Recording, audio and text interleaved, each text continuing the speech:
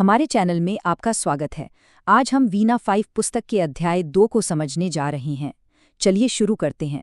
तो आज हम एक बड़ी ही दिलचस्प कहानी में गोता लगाने वाले हैं, जिसका नाम है न्याय की कुर्सी। अब ये सिर्फ एक सिंहासन की कहानी नहीं है, नहीं, ये कहानी है न्याय की, योग्यता की, और हाँ, एक ऐसे जादुई रहस्य की जो सिर्फ पवित्र दिलों के सामने ही खुलता है। तो चलिए इस रहस्य में और गहरे उतरते हैं। जरा सोचकर देखिए, एक मामूली सा पत्थर और उसमें इतनी ताकत, इतनी शक्ति कि वो बड़े बड़े राजाओं की भी परीक्षा ले ले। कमाल है ना? तो बस हमारी कहानी की शुरुआत होती है इसी अनोखे पत्थर से। कहानी हमें ले चलती है प्राचीन नगरी उज्जैन के बाहर एक हरे भरे मैदान में। सोचिए, वहां कुछ बच्चे खेल में मग्न हैं और उन्हें जरा भी अंदाजा नहीं है कि उनकी जिंदगी हमेशा के लिए बदलने वाली है। और देखिए, खेल कितने साधारण तरीके से शुरू होता है। एक लड़का एक छोटे से टीले पर चढ़ता है, एक पत्थर से टकराता है और फिर उसी पत्थर को अपना सिंहासन बना लेता है। और बस वहीं से शुरू हो जाता है राजा और दरबारी का एक मजेदार खेल। पर बात यह है कि ये सिर्फ एक खेल नहीं रह गया था। होता ये था कि जैसे ही वो लड़का उस पत्थर पर बैठता ना, मानो उसमें कोई अद्भुत ज्ञान और न्याय की समझ आ जाती थी। उसके फैसले इतने ज्यादा सटीक होते थे कि देखते ही देखते उसकी चर्चा पूरे गांव में फैल गई।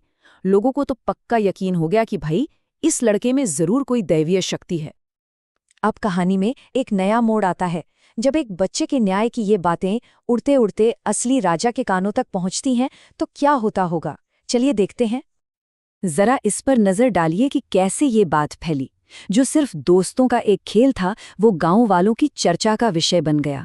फिर तो लोग अपने असली झगड़े, जैसे जमीन के विवाद वगैरह, लेकर आने लगे और आखिरकार ये खबर राजा के दरबार तक जा पहुंची।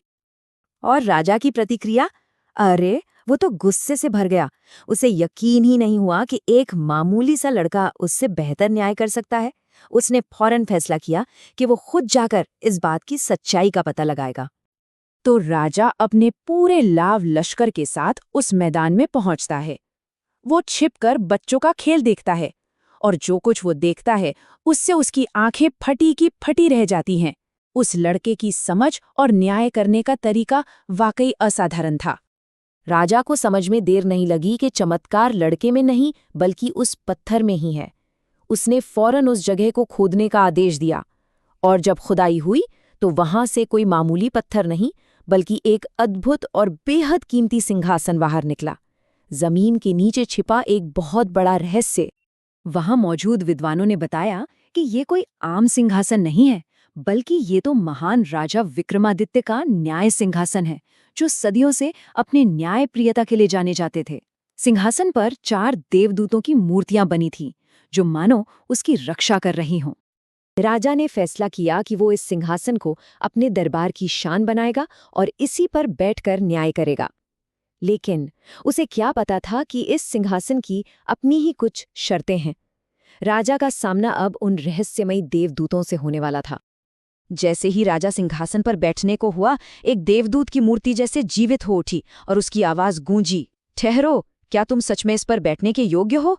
क्या तुमने कभी किसी की चीज पर लालच भरी नजर डाली है?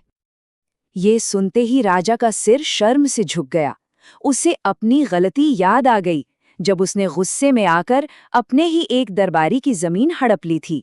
देवदूत ने उसे 3 दिन प्रायश्चित करने को कहा और फिर आकाश में उड़ गया।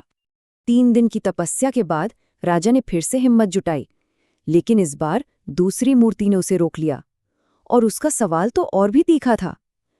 क्या तुम विश्वास से कह सकते हो कि तुमने कभी झूठ का सहारा नहीं लिया? राजा एक बार फिर हिचकिचा गया।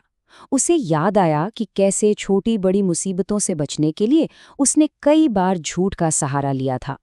वो फिर अयोग्य साबित हुआ और दूसरी मूर्ति भी आकाश में उड़ गई।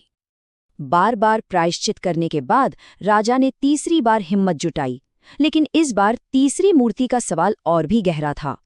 क्या उसने कभी किसी को दुख या चोट पहुंचाई है? राजा फिर से पीछे हट गया और तीसरी मूर्ति भी उड़ गई। अब सिर्फ एक आखिरी देवदूत बचा था। राजा ने फिर 3 दिन तक उपवास और प्रार्थना की। यह उसकी आखिरी परीक्षा थी। क्या इस बार वो सफल हो पाएगा? आखिरी देवदूत ने सिंहासन का सबसे बड़ा राज खोला। उसने बताया कि इस पर बैठने के लिए धन, बल या बुद्धि की नहीं, बल्कि एक निष्पाप और पवित्र मन की जरूरत थी। ठीक वैसा ही मन जैसा उन बच्चों का था। यहाँ पर अंतर बिल्कुल साफ है। एक तरफ वो भोले भाले बच्चे थे जिनके मन में कोई मैल नहीं था और इसीलिए वे योग्य थे, और दूसरी तरफ था राजा, जो धनवान भी था, बलवान भी और बुद्धिमान भी, पर उसका मन पवित्र नहीं था। इतनी सारी परीक्षाओं के बाद भी राजा के मन में अहंकार अब भी बाकी था। उसने सोचा, अरे मैं राजा हूँ, मुझसे ज्यादा योग्य और कौन हो सकता है भला। उसने अपनी दौलत और ताकत को ही अपनी योग्यता मान लिया था। और जैसे ही राजा ने अहंकार से भरकर सिंहासन की तरफ कदम बढ़ाया, आखिरी देवदूत ने अपने पंख फैलाए और पूरे सिंहासन को लेकर हमेशा हमेशा के लिए आकाश में उड़ गया। राजा बस हक्का बक्का होकर देखता ही रह गया। तो अंत में ये सवाल हम सबके लिए है, आखिर ऐसा क्यों हुआ कि वो बच्चे तो इतनी आसानी से उस सिंहासन पर बैठ जाते थे, पर एक शक्तिशाली राजा बार बार कोशिश करके भी असफल रहा? इस कहानी का असली संदेश शायद इसी सवाल के जवाब में छिपा है। इसके बारे में सोचना तो बनता है। देखने के लिए धन्यवाद। हमारे चैनल को लाइक, शेयर और सब्सक्राइब करना न भूलें।